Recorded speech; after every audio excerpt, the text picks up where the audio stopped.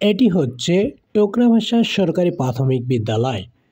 এটি পঞ্চগড় জেলার দেবীগঞ্জ উপজেলার ১ নং চিলাহাটি ইউনিয়নের টোকরাভাষায় অবস্থিত।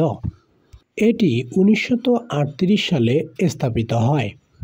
এখানে প্রথম শ্রেণী থেকে পঞ্চম শ্রেণী পর্যন্ত পড়ালেখা করা হয়। এটি পঞ্চগড় থেকে ২৭ কিলোমিটার এবং দেবীগঞ্জ থেকে ১৮ কিলোমিটার দূরে অবস্থিত।